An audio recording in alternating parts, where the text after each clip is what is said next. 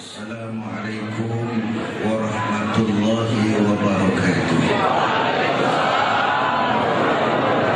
Alhamdulillahi wa kafa.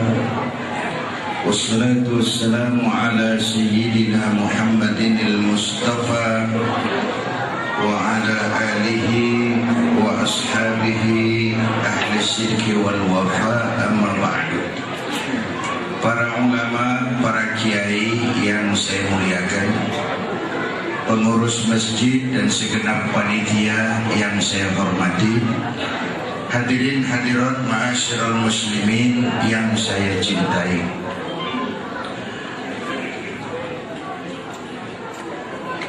Mengapa Rasulullah dijadikan contoh oleh Allah, dan apa yang mau kita contoh dalam konteks kekinian? Segitu aja judulnya, mudah-mudahan selesai 10 menit.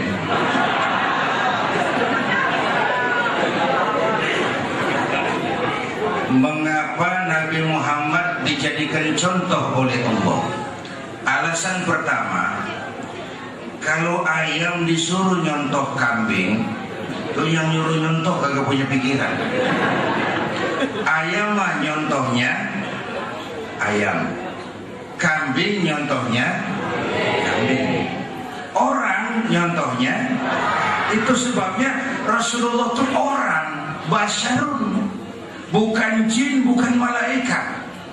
Kalau malaikat mah susah nyontohnya, tidur kagak, makan kagak malaikat itu, ya sama duit budak. Malaikat sama perempuan kagak open, lah susah nyontohnya. Superman hebat, tapi nggak bisa dijadiin contoh. Superman bagaimana terbangnya? Lagian Superman pakai celana dalam di luar, bukan aja itu. Nabi kita ini manusia. Supaya apa beliau manusia? Supaya bisa dijadikan contoh. Basyarun la kal basyar, manusia tapi beda kualitasnya, beda bobotnya. Itu sebabnya beliau jadi contoh. Tentu kita nih manusia nih, kita tidur nggak kita? Nabi kita manusia, beliau juga tidur. Cuman tidur Nabi, tidur mata doang, hatinya nggak pernah tidur. Kita tidurnya keblok, asal tidur total habis-habisan. Nabi mah tidur mata doang, hatinya nggak pernah tidur. Ini mana basyarun la kal basyari, manusia memang, tapi jangan samain, kualitas bibit bobotnya beda. Contoh lagi, kita ini manusia, kita keringetan. Nabi kita manusia, beliau juga keringetan. Keringat Nabi harum, wangi, bau minyak kasturi. Zaman belum ada parfum. Keringat kita, udah rasain aja masing-masing. Yang pakai dikubet. Basyarun la kal basyari, manusia memang, tapi jangan samain. Atau lagi biar mantap, kita manusia nih beludak. Nabi kita manusia, beliau juga beludak. Ludah Nabi obat, ludah Nabi obat. Satu contoh, waktu berangkat hijrah ke Madinah kan beliau bersama Sayyidina Abu Bakar. Sampai di Gua Thur, Sayyidina Abu Bakar bilang, saya turun duluan ya Rasul.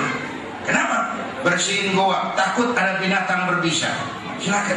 Turun Sayyidina Abu Bakar, bersihin goa. Benar, tangannya digigit kalajengking. Sakit, ngebet, bengkak. Kalajengking Arab. Emang di Arab kejadiannya. Usir aja, dengerin aja, kenapa sih? Diam-diam. Sakit, ngebet, bengkak, ditahan aja. Udah aman ya baginda Nabi, silahkan turun. Lama-lama berduaan di gua, kelihatan Sayyidina Abu Bakar pucat mukanya. Nabi tanya, "Ma balu kayak Abu Bakar, kenapa ya?" "Gak apa-apa. Kamu berat meninggalkan Mekah?" "Enggak." "Malas hijrah ke Madinah?" "Enggak ya Rasul." "Takut diubur-ubur Quraisy?" Orang kata enggak. jengking. Kenapa nggak bilang dari tadi? Saya nggak mau nyusahin Tuhan ya Rasul. Biarin saya tahan aja. Kau sini. Diambil tangannya Nabi. Bismillahirrahmanirrahim. Cuk, diludahi. Ringkas sembuh saat itu juga. Ludah Nabi. Bagian tahu kita yang ludahi. Bengkak campur goreng. Basarun lakal basari. Manusia memang, tapi nggak kayak manusia umum. Itu sebabnya beliau jadi uswatun satu. Alasan kedua, kenapa Nabi jadi contoh? Pribadinya komplit, multi. Sebuah contoh harus bisa dilihat dari berbagai prospek. Ini yang hebat. Bang, saya ini guru bang. Nabi ngajar mas. Innama bu'istu mu'alliman. Aku diutus sebagai guru. Guru bangsa, guru dunia. Saya pedagang bang. Nabi pernah dagang. Umur 9 tahun udah ke Syam dagang. Syam itu Syria, lintas negara. Umur 9 tahun. Saya jenderal pak. Nabi mimpin tentara di medan perang mas. Saya mau balik pak. Nabi dakwah bung. Saya diplomat pak. Nabi politisi. Saya kepala rumah tangga pak. Nabi punya anak bini mas. Ayo lombangan mana dah ngomong. Ini pribadi komplit. Kalau Nabi Isa malah nggak bisa jadi contoh bagaimana membina rumah tangga bahagia. Kenapa? Nabi Isa belum sempat kawin. Nabi Isa bagaimana membina rumah tangga bahagia menurut contoh Isa? Nggak ada mas. Nabi Isa belum sempat kawin. Ada pengikut Nabi Isa nyangka nggak kawin ajaran Nabi Isa, ngikut lagi pada nggak kawin. Lah mubazir. Ini kasih perabotan. Dan nih yang hebat kata Imam Busairi dalam Burdah itu, ka'annahu wa huwa fardun fi jalalatihi fi askarin hina talqahu wa fi hasyam. Syaratnya aja dah. Orang banyak, orang hebat banyak. Tapi yang hebat di mana-mana susah nyarinya. Nah, Rasulullah ini lagi diri hebat, lagi jalan hebat, lagi tidur hebat, di masjid hebat, di pasar hebat, di depan anak-anak hebat, di mata musuhnya hebat, di medan perang hebat, di depan istrinya hebat, di mana-mana beliau hebat. Susah nih jadi yang begini bang. Kita mah hebat-hebat setempat cuma. Di kantor hebat, sekantor orang diomelin.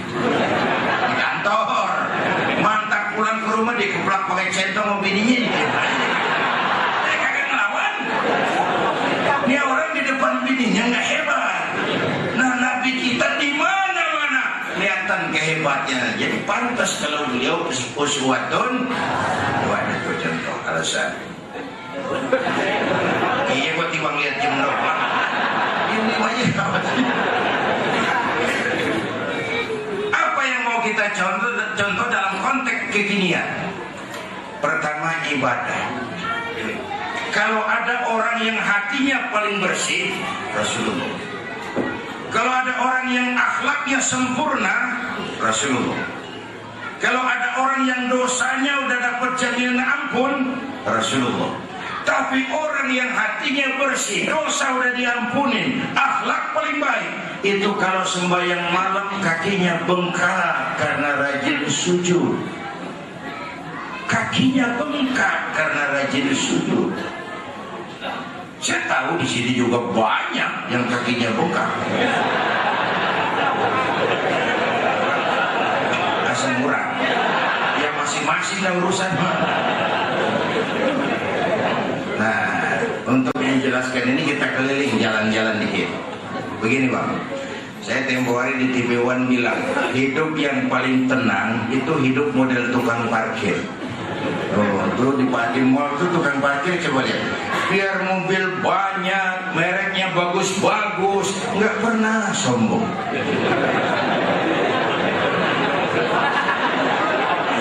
Ntar dulu gua belum rapi ngomong, gua juga tahu mobil orang.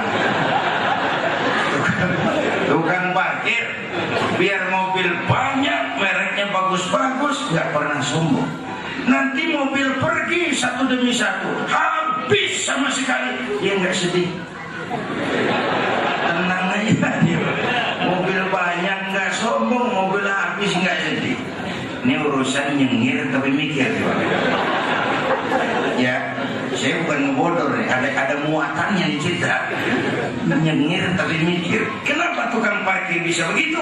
Dia cuma merasa dititipin, tapi nggak merasa memiliki. Tuh tasawuf tuh. Siapa saja kalau merasa memiliki, bersiaplah kehilangan.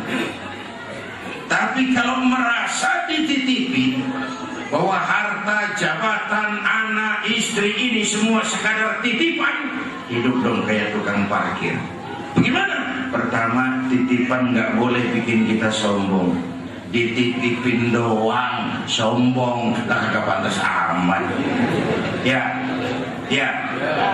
Pak Zainuddin nitip mobil ya, boleh. Yang punya mobil pergi siapa tatang petete. Emang mobil lo orang nitip. Ada orang dititipi jabatan oleh Allah, sombong, nggak pantas Ya, ada nggak pejabat sombong?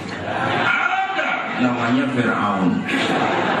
Fir'aun itu yang sombong-sombong tuh anak buah Fir'aun semua.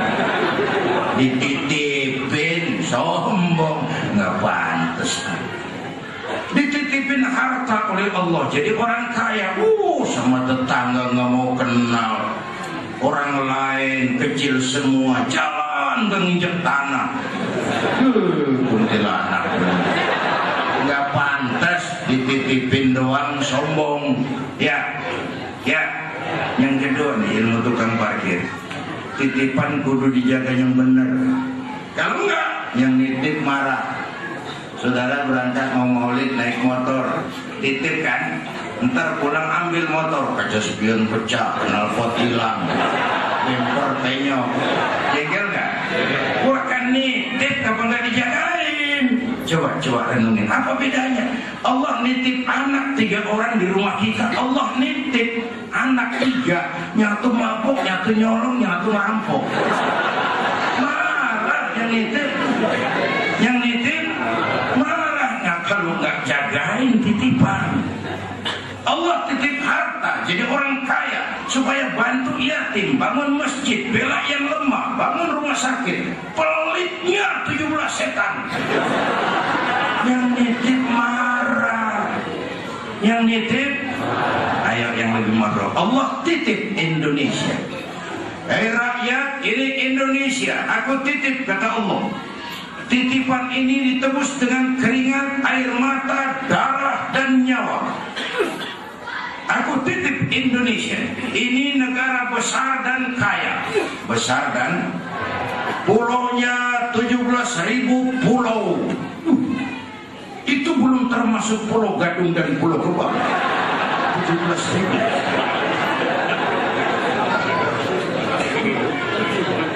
Dan kaya, buminya subur.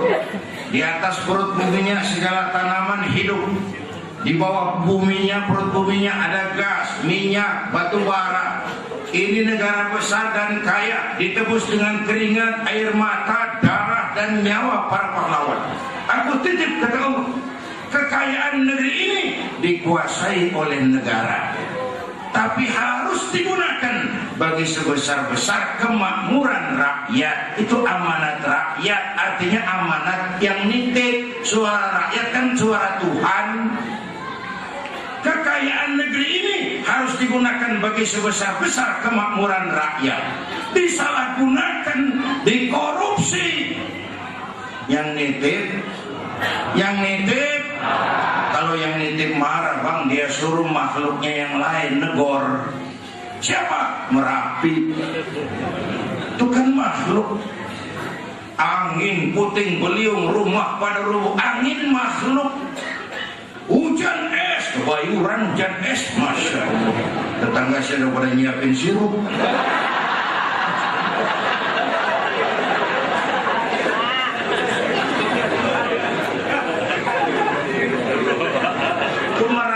itu demo. Kalau kita rakyat demo, polisi turun. Merapi demo, siapa yang mau turun? Bang Marijan lewat saja, ada kumpul dia sama Mbak Surip,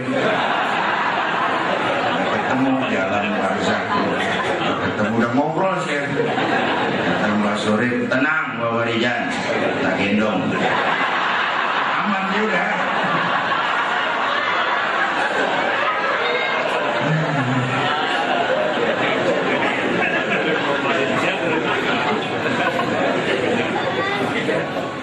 Saudara, yang 100 tahun kita bangun selesai sama gempa 3 menit. Ya, 100 tahun kita bangun selesai oleh gempa 3 menit. Kalau begitu kita perlu Allah. Kalau begitu pantas Nabi, dosanya udah diampuni, akhlaknya paling baik, budi hatinya bersih. Tapi kalau sholat malam kakinya bengkak karena rajin sujud. Saya perlu Allah. Loh, tadi mas saya muter ngajak jalan-jalan dong, nyampainya kemari juga nih. Ya, kita perlu Allah. Saya kagum sama mental orang Jepang. 3 bencana numpuk. Mula-mula gempa 9,2 skala Richter. Habis gempa tsunami 10 meter, ombak naik ke darat. Habis hancur-hancuran begitu, bocornya reaktor nuklir, terutama yang di Fukushima yang rada gawat itu. Fukushima itu pancoran ke kanan dikit. Gimana lu dengerin aja udah.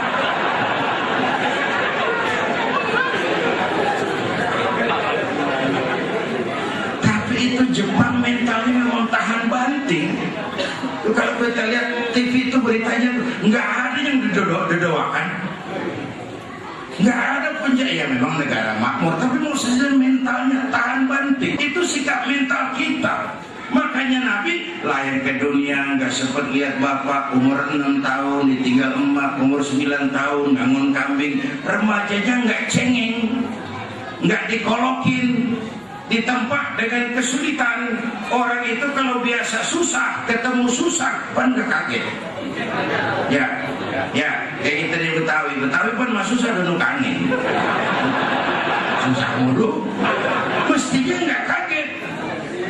Saya santri, biasa makan kangkung, datang ke rumah teman dikasih kangkung, makanan gua dikasih daging ayam dan nambah.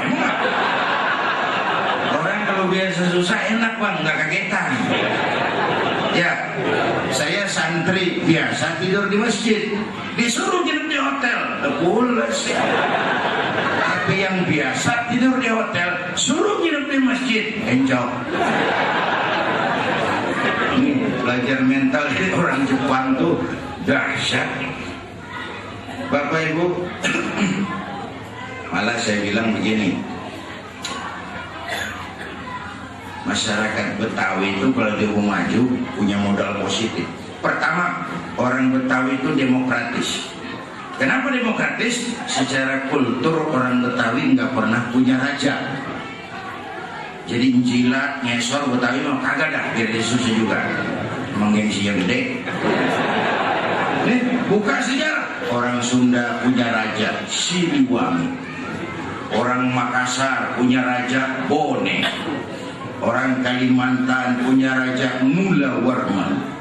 Orang Palembang punya raja Sriwijaya. Betawi nggak pernah punya raja kecuali Raja Lenong. Lain beda itu. Jadi orang Betawi itu demokratis, nggak ada yang diumpetin. Asal kedemen aja begitu Betawi mah.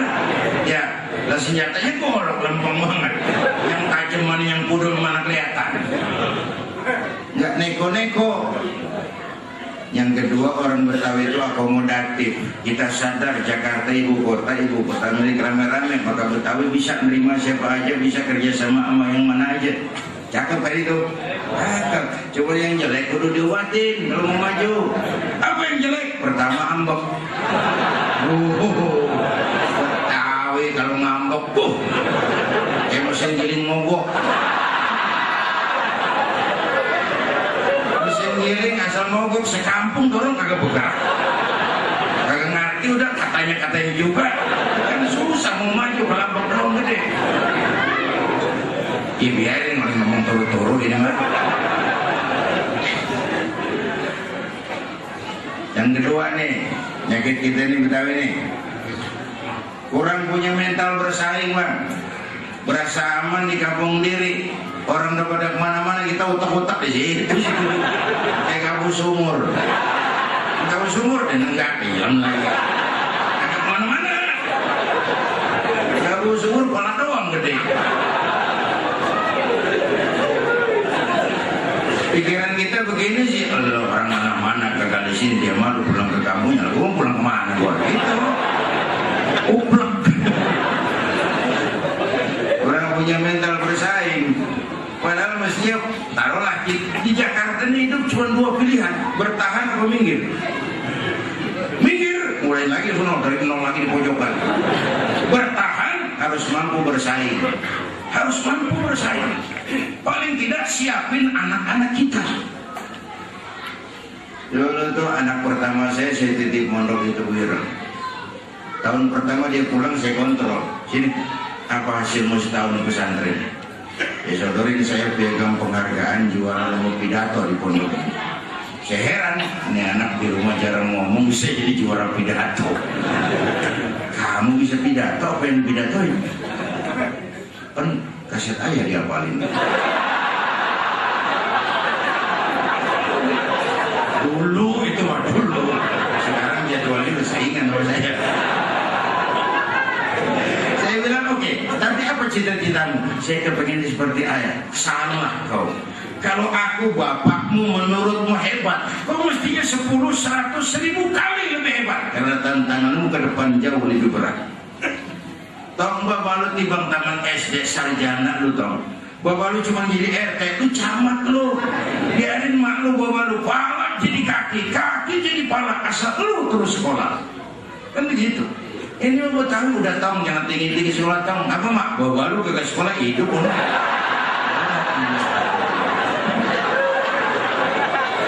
Mendingan makan singkong beneran daripada makan roti ngimpi. Makan singkong beneran, makan roti ngimpi, mendingan mana? Mendingan makan roti beneran. Milih aja susah gitu.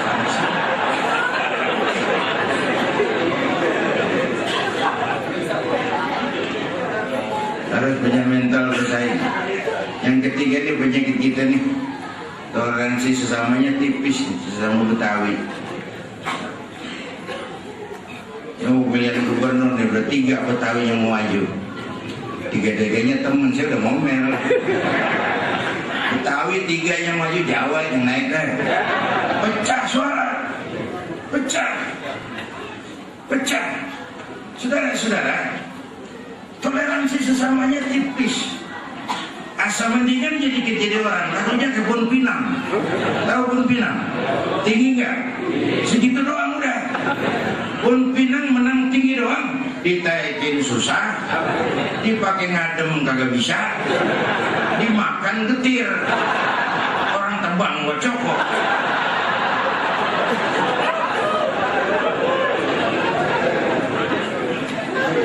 Waktu Pak Fauzi Bowo menang tempoh itu gubernur pertama, sebelum 2 hari sebelum dilantik saya mesen. Pertama bang, kudu sukses. Ini tumben Betawi jadi gubernur, kudu sukses. Sebab kalau gagal misalnya kagak enak, orang bakal ngomong emang Betawi kagak semenggah. Habis dah.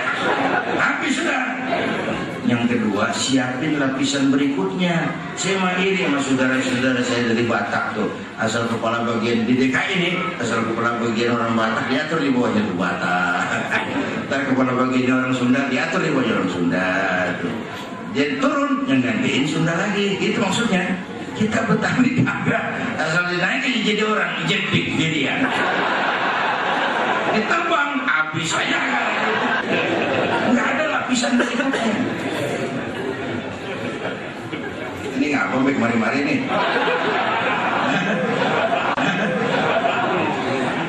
Apaan mulanya nih Bek mari-mari? tahan banting kan itu ya, mental orang Jepang, tahan banting, siap susah. Jadi yang pertama saudara-saudara, untuk nyontoh ibadah ini kita perlu Allah. Nah, sekarang pertanyaan berikutnya, kita hamba Allah bukan? Iya. Kata siapa? Kata kita. Kalau kata kita namanya ngaku. Ngaku itu boleh dan murah. Tapi diakuin apa enggak kita belum tahu. Sebab enggak otomatis kalau kita bilang saya hambamu ya Allah, lalu Allah jawab iya ya. Itu kan ngakunya kita. Berapa banyak orang mulutnya saya hamba Allah, perbuatannya bilang dia hamba setan, hamba dunia, hamba jabatan, nggak sesuai ucapan dengan perbuatan. Yang baru saya dengar diakui baru satu, yang kita peringati maulidnya ini dipanggil hamba oleh Allah. Allah yang manggil kapan? Waktu Isra Mi'raj. Coba lihat ayatnya. Subhanallazi asra bi'abdi, maha suci Allah yang telah menjalankan hambanya. Seolah Allah mau bilang Muhammad itu hambaku, aku jalankan dia. Allah yang ngakuin. Kalau kita baru ngaku. Ya. Sebab orang mau jadi hamba Allah itu diuji, digojlok, digembleng, lulus, lolos hamba Allah. Semua nabi juga digojlok. Enggak jalannya gelar karpet, enggak. Ada nabi yang diuji lewat ngadepin umat lewat bandel. Nabi Nuh, umatnya Nabi Nuh kulit badak, muka tembok, kuping bubuk. Badar tahu badar, mbahnya bandel. Ada nabi yang diuji dengan kemiskinan, Nabi Ayub. Ada nabi yang diuji ngadepi penguasa yang zalim, Nabi Musa ngadepin Fir'aun, Nabi Ibrahim ngadepin Namrud, lulus, lolos. Ada nabi yang diuji dengan gosip, Nabi Yusuf.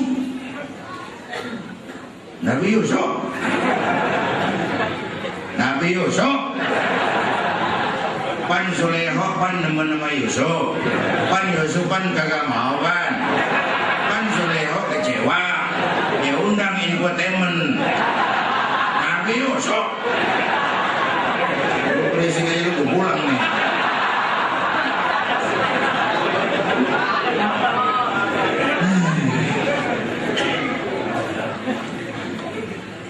Bapak Ibu hadirin yang saya hormati, jadi dari poin ini kita perlu Allah. Kita perlu Allah. Apalagi sekarang ini kan zaman entertain, orang pada pinter bikin bungkusan. Sekarang kiai sama dukun tipis bedanya. Bener-bener ini ngomong kiai sama dukun saru dah. Saru pemburu hantu pakai sorban. Ntar kiai suruh pakai helm. Atribut aja udah kacau. Atribut enggak karu-karuan. Maka kita rakyat kudu cerdas. Emas pasti kuning. Ya. Apa semua yang kuning pasti emas? Nah, pintar dah. Dikali banyak banget.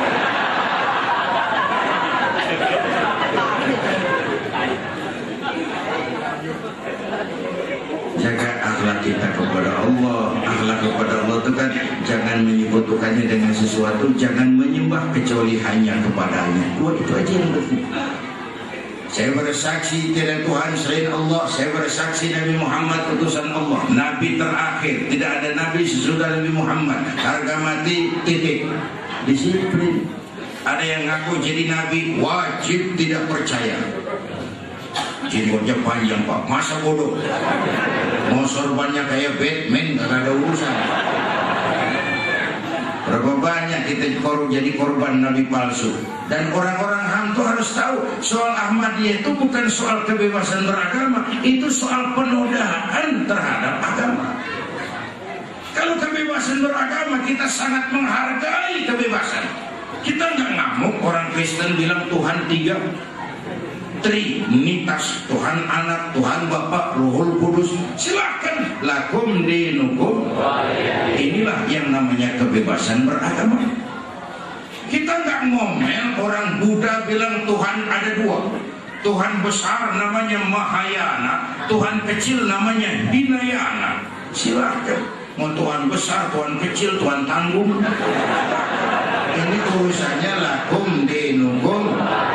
Tapi kalau ada orang ngaku Islam, nah di sini dong urusan ini. Ngaku Islam, lalu percaya ada Nabi sesudah Nabi Muhammad, itu penodaan terhadap agama. Jelas? Jelas? Nah, jelas pulang deh. Nggak ada kebebasan tapi nginjek kaki orang tuh nggak ada. Saya bisa beli radio, saya setel di kamar saya sekencang-kencangnya. Terus saya ngomong, radio gue, yang beli gue, pakai duit gue setel di kamar gue, nggak ada urusan sama orang lain. Sekencang-kencangnya kata saya. Nah tetangga saya kan boleh juga ngomong gitu. Kata tetangga saya, mata gue, yang ngantuk gue tidur di kamar gue. Ngapa suara radio lu nyampe kemari? Nggak ada kebebasan bagi nginjek kaki orang. Dan yang saya heran, Indonesia kita ini pasar bagus bang, apa aja laku, coba lihat. Asal ada nabi baru, ada aja yang ngikut, saya heran banget ini. Ini pasar bagus Indonesia. Asal ada aliran aneh, ada aja yang ngikut. Pasar bagus. Coba berapa banyak udah mulai dari Aman Muzaddiq yang Al-Qiyadah, ngaku jadi nabi, pelatih badminton. Jadi nabi, dapat wahyunya di Bogor. Tumben banget tuh ada nabi dapat wahyu di Bogor. Yang dulu kalau nabi ke Bogor dapat tales.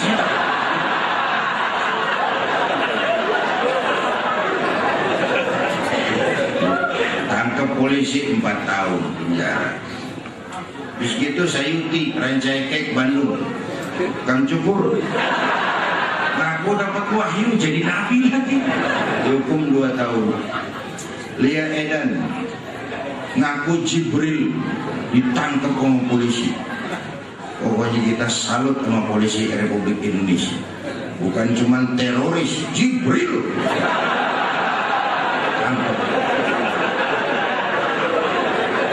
Gimana di dunia polisi berani nangkap Jibril?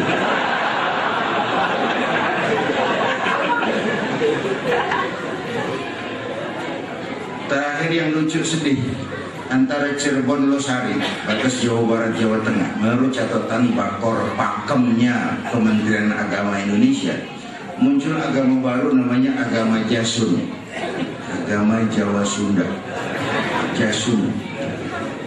Yang jadi nabi Tugimin.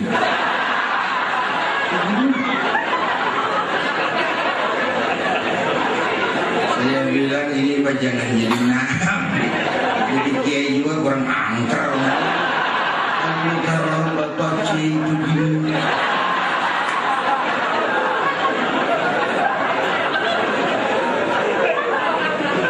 Yang kagak enak selawatnya. Kalau kita kan resep tadi, ya Habibi ya Muhammad, asyik kita rasain. Coba ganti yang barusan. Oh kagak enak di sana. Ya Habibi ya Tugimin. Kagak enak kan, kagak enak.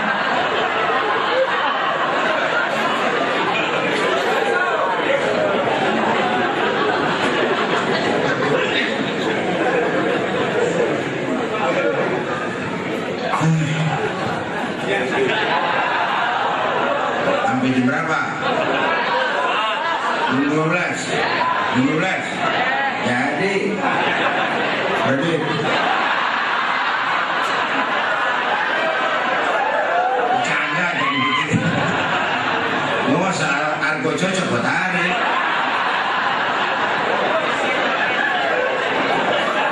Bercanda.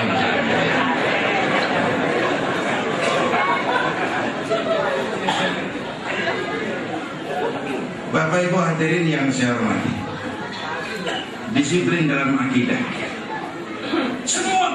kehidupan beragama itu muaranya disiplin. Kita masih bersyukurlah kita di Jakarta Selatan, bagi daerah Dupelkan Mampang masih banyak ustaz, banyak kiai, banyak taklim. Alhamdulillah masih bisa jaga gawang.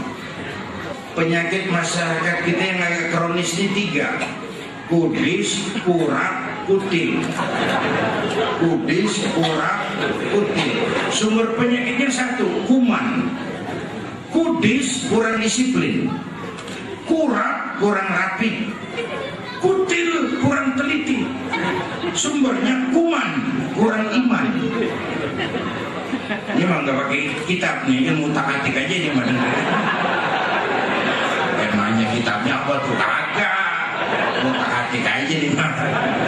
Pertama kudis, kurang disiplin. Kita ini bangsa yang disiplinnya rendah. Padahal semua konsep keagamaan kita pokoknya disiplin. Syahadat, disiplin akidah. Sholat, disiplin waktu. Puasa Ramadan, disiplin makan minum. Biar kata halal, kalau belum waktunya mah jangan. Itu kan disiplin. Ramadan itu tempe halal habis maghrib, tahu halal habis maghrib, air kelapa halal habis maghrib, bini sendiri halal habis tarawih. Nafsu bener kok. Biar halal, kalau belum waktunya jangan. Itu kan disiplin. Ketika perintah puasa pertama diturunkan, sahabat-sahabat menyangka siang malam kagak boleh bergaul sama bini. Ada yang nyerempet-nyerempet. Terus bang Zohor kumpul kongko di Madinah di masjid tuh. Semalam gua kenapa? Gua kagak tahan lo. Terus kejadian juga sama bini gua. Yang dibujukan angkat tangan. Gua juga. Ada temennya. Yang ngatu lagi nganya. Aku ngantar malam lah. Lalu Allah tegasin, uhilla lakum lailatas siyami ar-rafathu ila nisaikum. Dihalalkan bagi kamu pada malam puasa bergaul dengan istri kamu. Yang kagak boleh cuma siang, malam boleh. Kenapa? Allah tahu kebutuhan kamu. Kalau siang kagak boleh, malam kagak boleh, sebulan suntuk. Mau kagak rontok rambut.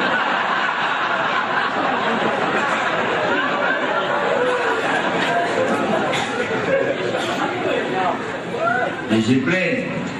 Yang kedua, penyakit kita kurang rapi. Kita bisa bangun masjid, menata masjid, kalah sama gereja. Tuh gereja tetangga saya Melawai itu Blok M, saya lihat kegiatannya Caban Sari itu. Rabu kebaktian remaja, Sabtu kebaktian kaum ibu, Minggu pelayanan umum, Senin ada lagi, Selasa ada lagi. Masjid saya di sana kadang-kadang kampung saya Jumat jam 10 buka, Jumat jam 2 tutup. Buka lagi Jumat depan. Laba-laba yang paling nyarang. Kita bisa bangun rumah sakit Islam, bersaing, kalah sama Omni, kalah sama rumah sakit Kristen. Berapa banyak rumah sakit Islam akhirnya jadi rumah Islam sakit. Berapa banyak madrasah kita nasibnya la yamutu wa la yahya, la yamutu wa la yahya, tidak bermutu karena kurang biaya.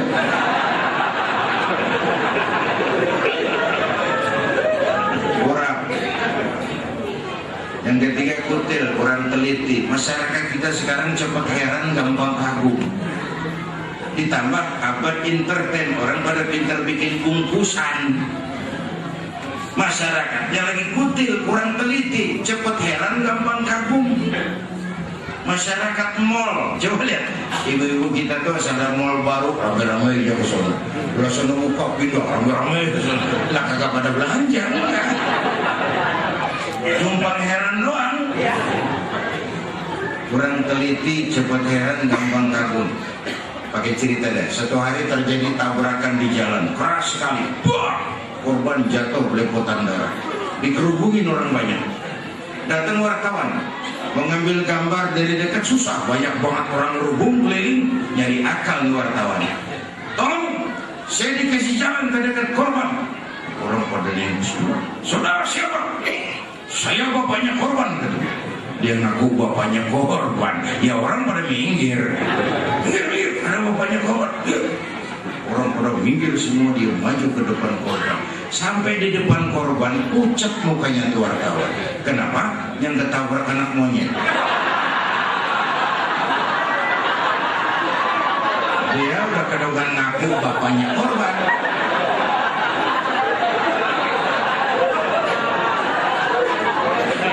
Jadi apa pesan cerita ini? Kalau belum kenal benar mah jangan buru-buru ngakuin. Ya, kalau belum kenal benar mah jangan buru-buru ngakuin. Ya kagak tahu yang ketabrak siapa. Saya bapaknya korban loh, makan lo jadi bapak monyet. Kalau belum kenal benar, jangan buru-buru ngakuin. Ini apa entertain, orang pada pinter bikin bungkusan. Maka rakyat jeli, cerdas. Bapak Ibu hadirin, baik, itu yang pertama. Apa yang mau kita contoh? Ibadah. Kenapa kita mencontoh? Karena kita perlu Allah. Ya, betul. Waktu guru saya Kiai dan Khalid wafat, saya ajak orang baca Fatihah. Tapi saya ke belakang. Ada pengusaha teman saya agak sekuler memang nyamperin saya. Kiai, kenapa? Saya cuma pengen kepastian. Pastian kenapa? Emangnya orang mati dibacain Fatihah nyampe pahalanya? Saya begini aja mas. Ente kalau nggak percaya mati aja dulu dah. Ntar kan gua bacain Fatihah. Lu tungguin di sana.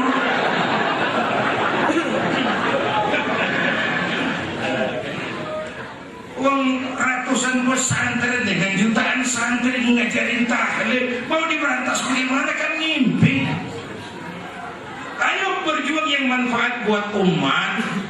Yang suka maulid bagus terusin, yang nggak suka maulid nggak apa-apa, cuman jangan ngomelin yang maulid. Koruptor gentayangan yang mulu dan diomelin. Kita ini terbalik pikirannya, terbalik, cari yang lebih maslahat buat umat. Ada lagi teman saya silaturahmi ke rumah, mau ngobrol di depan rumah saya masjid tuh, masjidnya pakai beduk. Ya, masjidnya bagus ini. Ya, masjid di kampung. Tapi pakai beduk itu, pakai. Kan bid'ah tuh. Kata siapa? Katanya. Saya bilang, lu baru ngaji bab katanya udah galak banget. Begini mas, begini, saya bawa jauh, saya ajak ngobrol. Itu beduk tuh bukan agama mas, itu budaya. Budaya itu tanda masuk waktu, bukan manggil orang sholat. Manggil orang sholat mah pakai azan. Tanda masuk waktu pakai beduk. Nggak mau pakai beduk, break juga boleh. Mau break boleh, kalau leher kenceng mah boleh. Cuman kan Wali Songo dulu cerdas, daripada beberekan mending pakai beduk dah. Sekali pukul sekampung kedengeran. Itu budaya. Kalau itu dianggap bid'ah, lah motor juga budaya tuh, bid'ah dong tuh. Jual, lu beliin ontak.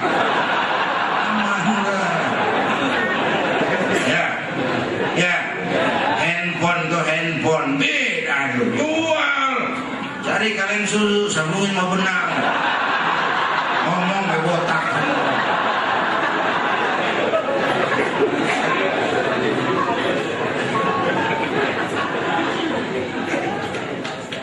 Hormati pendapat orang. Kalau pendapat kita kepengen dihormatin orang, itulah aja rumusnya.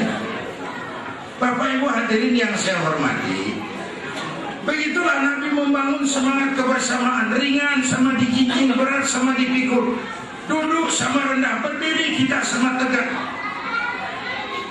Sehingga Nabi kita memberikan contoh. Coba orang paling dekat dalam perjuangan Nabi di awal-awal itu 5 kan. Saya mau bilang kampung anget bang kalau ada yang dituain. Ya, kampung anget kalau ada yang dituain. Namanya itu kampung punya Abu Bakar. Jangan di situ kalau mau mabok, apa mau? Kagak enak mau Bang Ano. Nah, lumayan tuh. Lumayan ada yang dituain.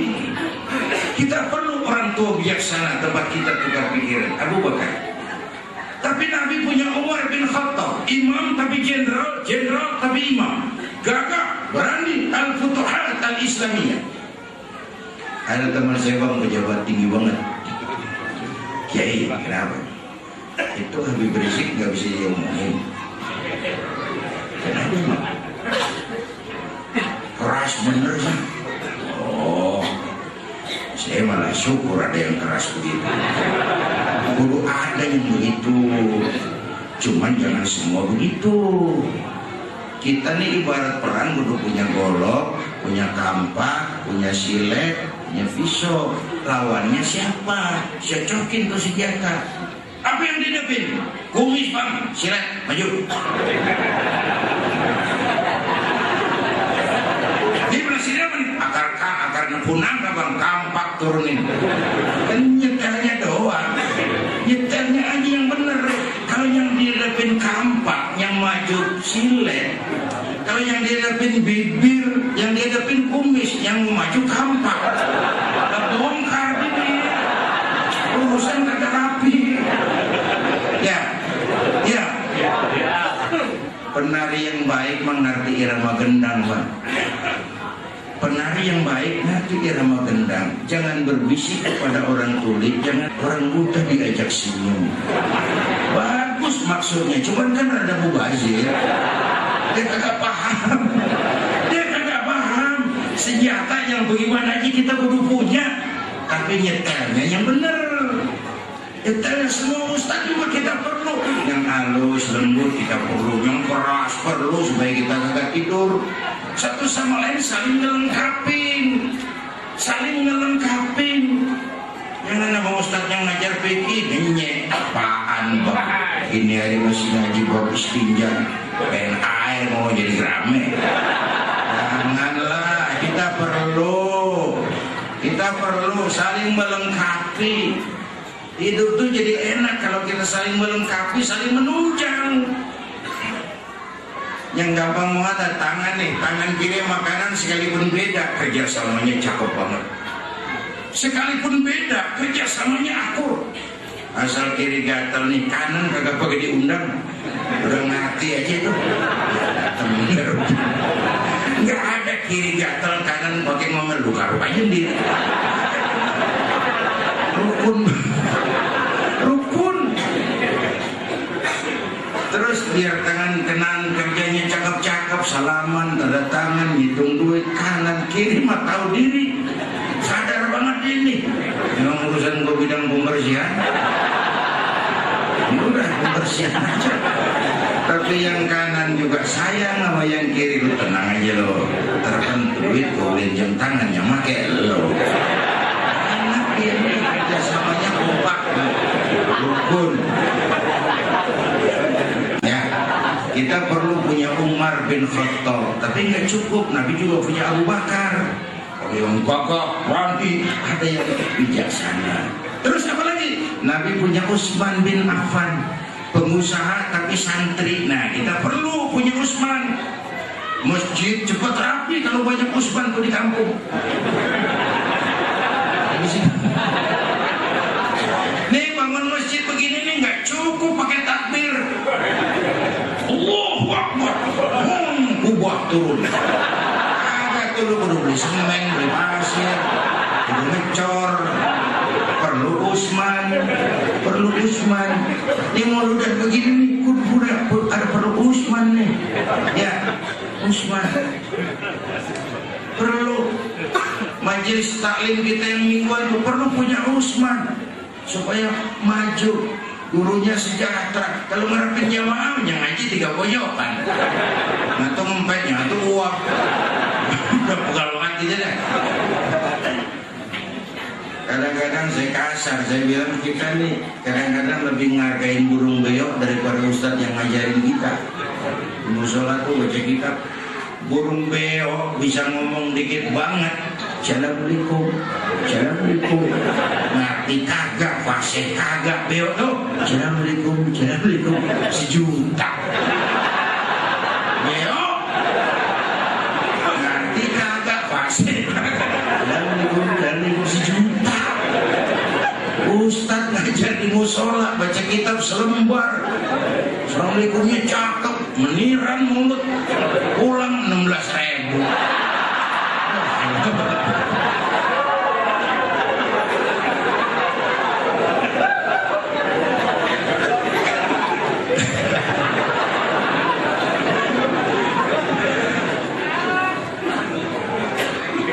Kita perlu Utsman.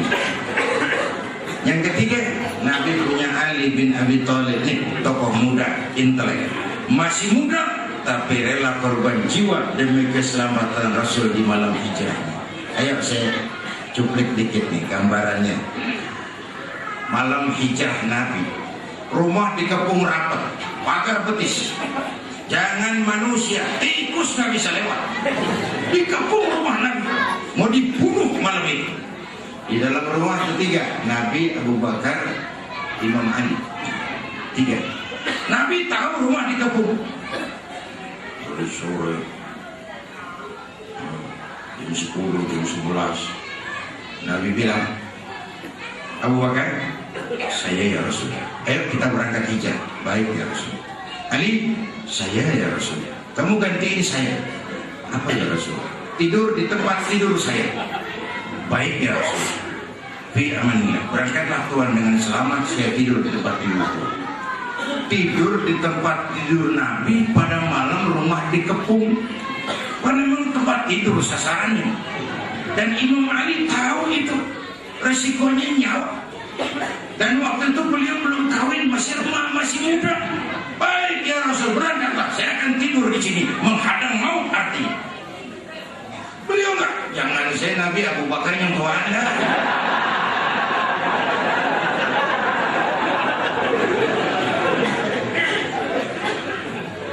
Luar biasa. Kita perlu anak-anak muda macam Ali bin Abi Thalib.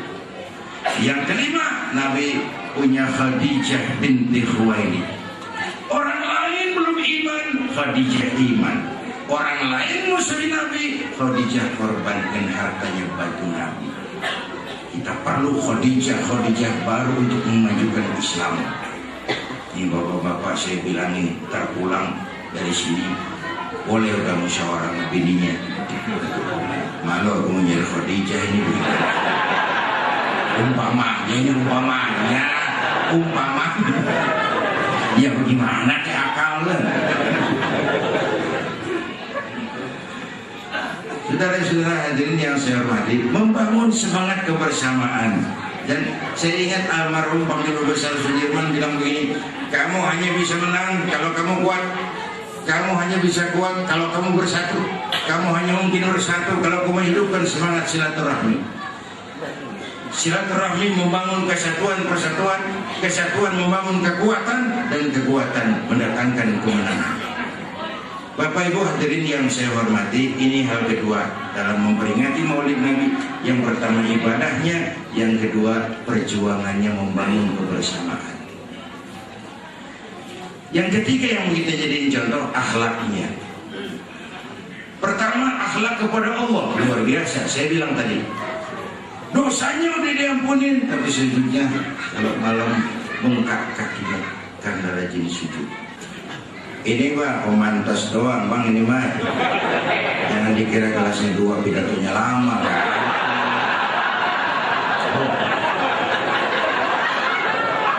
Melihat kelasnya 2 lama deh. Ember lu taruhin.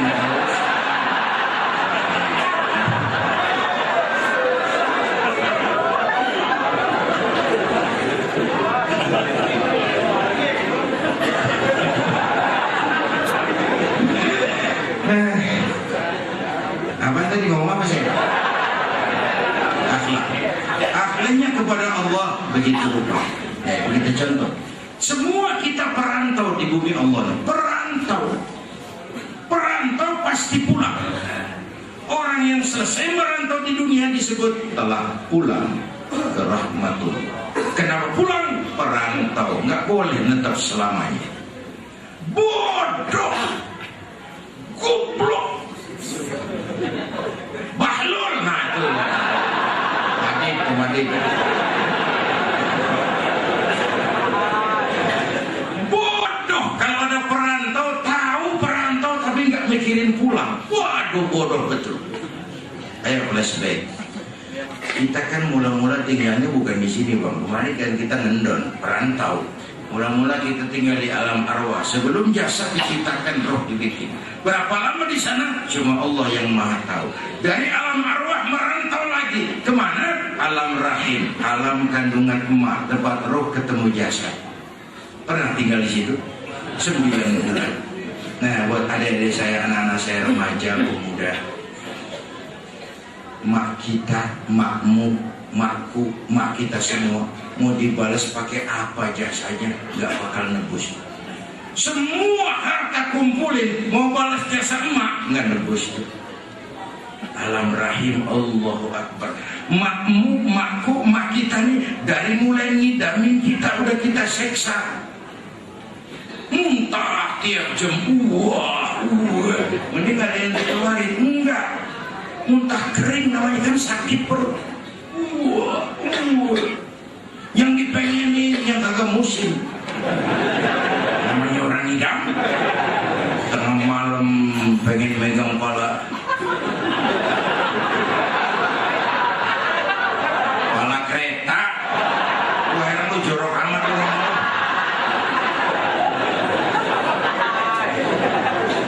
Mau dibayar pakai apa jasa emak? Hamilnya makin lama makin besar, makin berat. Puncaknya saat ngelahirin, pilihan mak cuma 2. Kalau nggak hidup, mati. Kita orang lagi nggak pernah ngelahirin kayak begitu saat begitu. Bingung sih bingung, bini mau beranak, cuma ngerokok.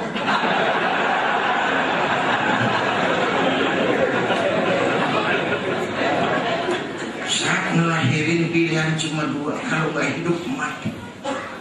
Bagai ditarik kulit dari dagingnya, bersatu air mata, keringat dan darah, menjerit kesakitan dilahirkan kita, menjerit. Ya Allah, mau dibayar pakai apa? Bagaimana nggak ngejerit emak? Masuk 3 on keluar 3 kilo.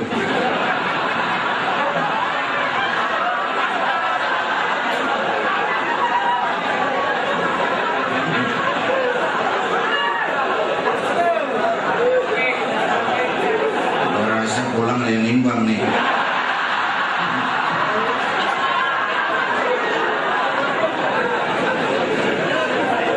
Begitu anak lahir, bro, selamat, emak masih lepotan darah, senyum, alhamdulillah, anak gua selamat. Mau dibayar pakai apa jasa emak? Mau dibayar pakai apa? Sejak kita lahir sampai akhir balik, kerjaan kita apa? Ngurangin kesenangan emak. Tidurnya kurang lantaran jagain kita.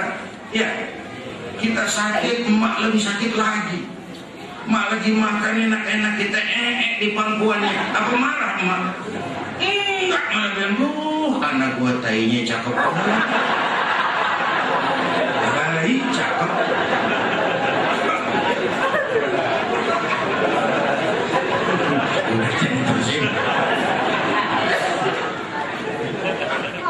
Emak tuh kalau timang anak, bahasanya nggak ada yang nggak enak. Timang kita anak raja, ya Allah, anak raja kita udah hitam gorengan. Anak raja.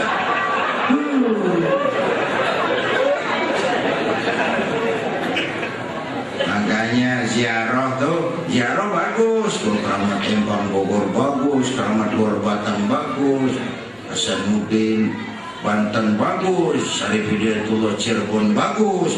Tapi kalau mak bapak di rumah disia-siain, kebalik tuh urusan. Ya, mak bapak tuh keramat hidup. Dari situ dulu mulainya. Alam arwah, alam rahim. Dari alam rahim baru kita pindah ke sini nih. Apa sih namanya nih? Tegal Parang. Tegal Parang. Baru pindah kemari. Berapa lama? Sesuai jatah. Ada yang 950 tahun kayak Nabi Nuh. Ada yang cuma 63 tahun kayak baginda Nabi. Kenapa? Orang tahu. Kalau nyontoh Nabi jatah kita 63. Jadi kalau malam ini kita sudah 50 tahun, tinggal 13. Kalau malam ini kita sudah 62 tahun 11 bulan,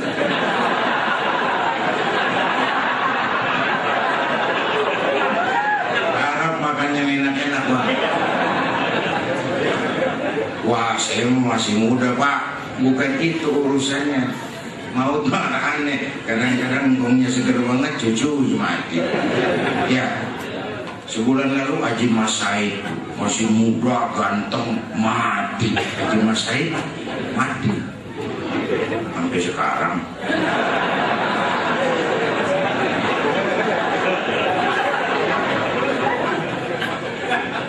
Jam 6 pagi sopirnya mati. Jam 10 siang 4 jam kemudian Mbah Suripnya mati. Sebelum mati dia pesan sama teman saya W.S. Rendra, Mas, saya kalau mati tolong dikubur di bengkel teater Depok. Monggo, kata Rendra. Kuburin. Belum seminggu dikuburin, Rendra hanya nyusul.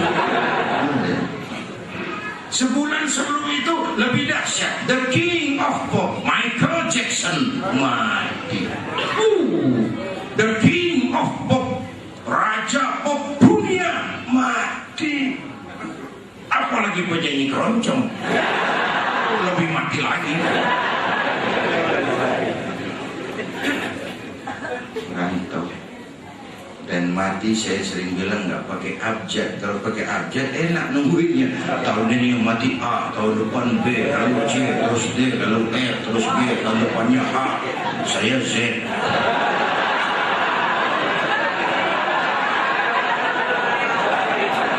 Repot tuh, nggak ada yang ngurusin.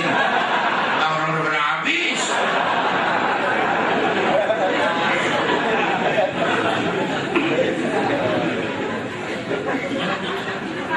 Kalau ajal datang kita pindah kemana? Alam barzah. Yang ngantar siapa? Cuma 3, keluarga harta amal. Yang 2 pulang lagi. Siapa? Keluarga, nggak ada yang mau ngikut kan. Temannya katanya sayang banget sama dia. Begitu kuburannya diuruk lah, paling kencang injek gitu. Kacau banget. Nggak ada yang ngikut. Nah, sampai sini saya mau endingnya begini. Ini penutup deh. Iya, nggak apa-apa, ntar lu terusin aja nih.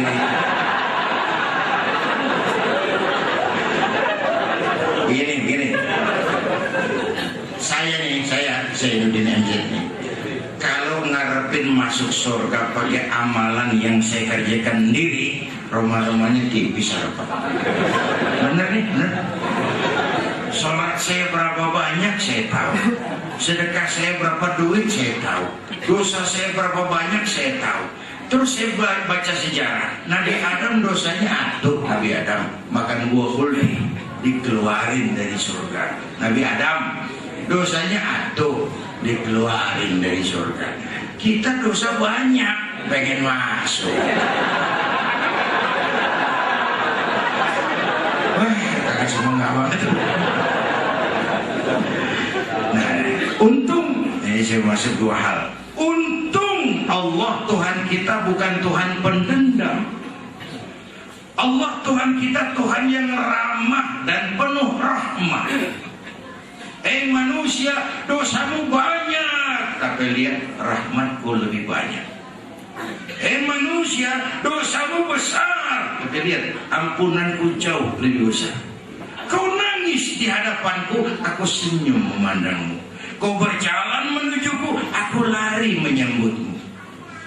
Jadi kalau kita insya Allah sampai ke surga, amin, itu karena rahmat Allah. Ya, sombong orang kalau dengan amalnya dia merasa bisa sampai ke surga. Mau berapa duit surga? Karena rahmatnya Allah. Aduh. Yang kedua yang bikin hati kita besar tuh syafaatnya Rasulullah. Ya, ini cerita kiamat nih. Dia mau ngambil-ngurai syafaat soalnya nih. Itu saudara-saudara, alam ini nanti hancur sehancur-hancurnya. Pernah lihat film-film fiktif kan? Kiamat 2012. Ya, filmnya ada yang namanya The Last Day of the World. Ada lagi The Deep Impact. Ada lagi udah bodoh dah film tentang kiamat itu nanti alam ini kan hancur sehancur-hancurnya, bumi gempa, gunung meletus, air laut tumpah ke darat, halilintar menyambar, angin topan bertiup, planet-planet bertabrakan, semua yang hidup mati bareng tanpa persiapan. Allah Akbar. Jadi waktu ada teman saya bangun pesantren, meletakkan batu pertama diminta saya, terus dia bilang, Kiai doakan supaya pesantren kita jalan terus sampai hari kiamat. Saya bilang jangan, serem. Kamu mengalami. Begini aja, mudah-mudahan pesantren kita ini jalan terus sampai kira-kira kiamat kurang seminggu kan. Ada aman.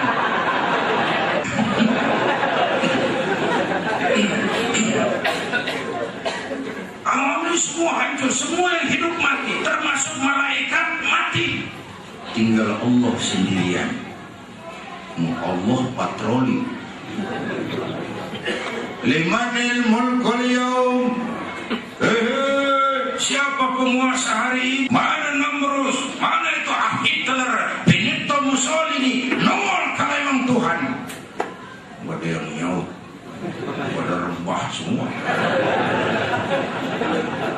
Allah lalu berseru-seru, La ilaha illa ana.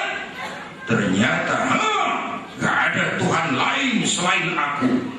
Allah nyombong. Waktu itu Allah nyombong. Kalau Allah nyombong udah pantas aja udah. Emang kagak lagi sih. Makanya diskusinya bilang al-kibriya'u libasi. Sombong itu pakaianku. Sombong pakaianku kata Allah. Cuma aku yang pantas pakai. Kamu manusia nggak pantas pakai pakaianku. Gombrong. Lah pakaian Tuhan dipakai. Jadi kalau orang sombong tuh pakaian Tuhan dia pakai tuh, nggak ada pantas-pantasnya, udah gombrong. Nanti itu Pak, Bu, Saudara, yang pertama dihidupin bukan kita manusia, malaikat duluan. Hidupin malaikat semua. Malaikat hidup, diatur panitia akhirat. Yang bertamu siapa? Yang mimpin marawis siapa? Balik siap. Sediakan neraka. Aku mau bakar itu bajingan tengik yang waktu di dunia nggak mau sujud, jauh dari ulama, tinggal di masyarakat jadi biang kerok, saban malam nyekek botol, judi, zina. Siapkan neraka. Baik. Ridwan, iya. Sediakan surga.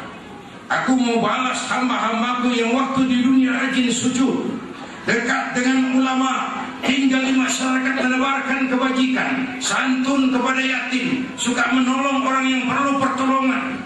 Udah tengah malam masih mudahan aja.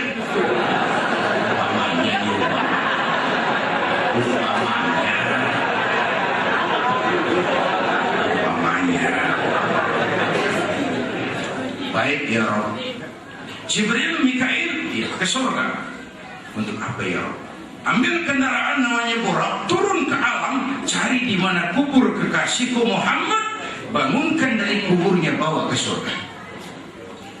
Turun Jibril, Mikail, bawa Buraq, cari kuburan Nabi. Alam udah hancur-hancuran, nyari kuburan. Tegal parah aja udah ketemu. Nyari kuburan, selingkuhan berduaan. Kata Jibril, Mikail, ya, lah mana kuburan? Rata semua ini.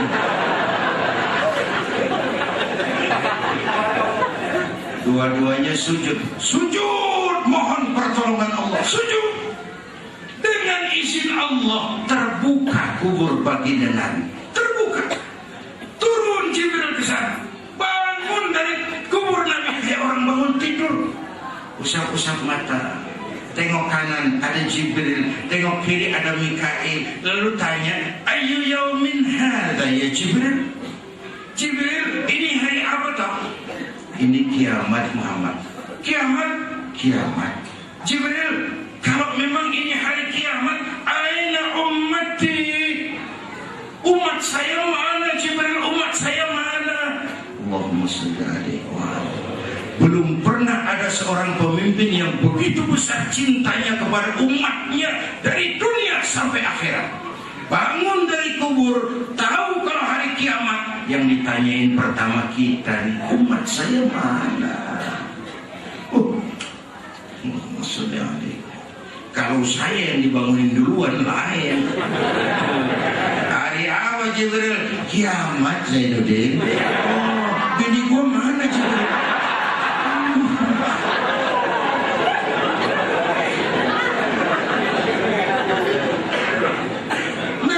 Tanya Khadijah wala Aisyah wala Fatimah, aina ummati? Umat saya mana? Oh, kau manusia pertama yang dibangunkan dari kubur Muhammad. Yang lain masih pada rumah. Terus kita ke surga Muhammad. Perintah Allah, perintah Allah. Perintah. Nyampe surga kayak orang gelisah Nabi kita. Mondar mandir, mukanya nggak cerah, kayak orang nggak betah, resah, gelisah. Yang punya surga kan jadi kagak enak liatnya. Ya Muhammad, labbaik ya Rabb. Nggak enak di surga. Enak. Kurang cukup fasilitas. Cukup. Kamu kok seperti orang nggak betah tuh kenapa? Saya teringat umat saya, ya Allah, umat saya gimana nasibnya? Iya, saya mau udah enak di surga. Umat saya udah enak di DPR. DPR. Salah lagi, salah.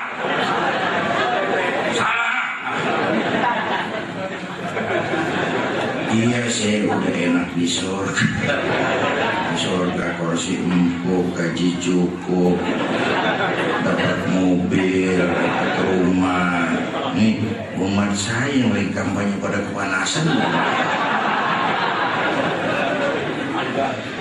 Jadi mau kamu? Saya minta izin keluar dulu ya Rob. Udah di surga minta izin mau jenguk kita. Allahumma shalli alaihi. Nah, episode berikutnya kiamat di kebangkitan. Manusia dihidupkan semua, kebangkitan. Allah Karim, saya nggak bisa bayangin. Jumlah manusia yang nongkrong di muka bumi kan sekarang 6 miliar. Yang hidup doang nih 6 miliar. Cina berdua, India 2,5 miliar. Cina 1,5, India 1. Berdua dia 2,5 miliar. Itu kalau kencing bareng. Anjir. Ini manusia dari awal sampai akhir berapa puluh miliar di padang mahsyar. Bangkit kumpul, bingung, resah, gelisah, mau diadilin di padang mahsyar. Bingung, resah, gelisah, panik, mau diadilin. Sekelompok bergerombol di pojokan ngobrol. Mas, kita mau diadilin nih. Terus gimana? Ya kemana kayak nyari bantuannya? Kemana? Tendang guyung, guyung. Begini, kita kan umat Nabi Adam nih. Anak cucu Nabi Adam, kita berumat anak cucu Nabi Adam. Pantas dong kita minta tolong sama dia, namanya dia yang duduk buat kita. Kita minta tolong sama dia yuk. Nah, cocok. Ayo cari yuk. Berangkat cari Nabi Adam. Pada bosan. Ya Adam, anta abal bashar. Adam, Tuhan bapak moyang manusia. Kami anak cucu kamu Adam. Kami mau diadilin di padang mahsyar. Tolong kami Adam, tolong. Nabi Adam, orang iso mas. Aku deh ngumpet loh jadi. Rombongan Jawa nih. Saya lain aja lah. Saya dulu nggak boleh makan buah kuldi, saya makan, tanggung jawab juga. Nabi Nuh kali itu, Nabi Nuh jawara tuh, dia bisa kuat Nabi Nuh. Cari Nabi Nuh. Nuh, tolong kami Nuh, kami mau diadilin di mahsyar ini. Kata Nabi Nuh, tetiasa bang lah, bergelir aja nama. Rombongan Ciamis ini.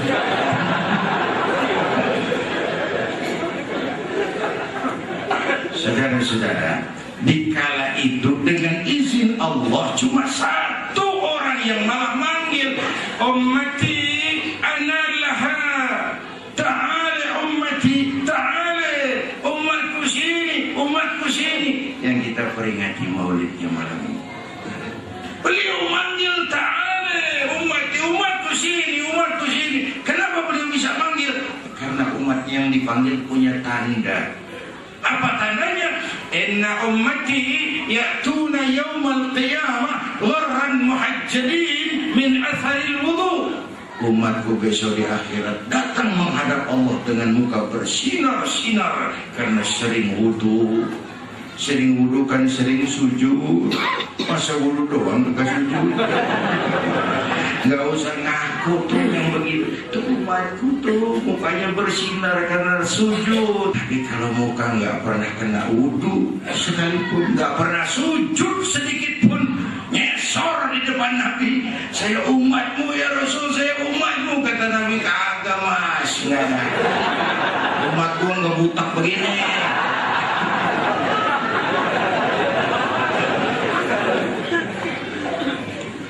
Saudara-saudara, mudah-mudahan kita semua mendapat syafaat. Tadi kurang saya mohon maaf. Terima kasih. Usikum wa iyaya bitaqwallah. Wassalamualaikum warahmatullahi wabarakatuh.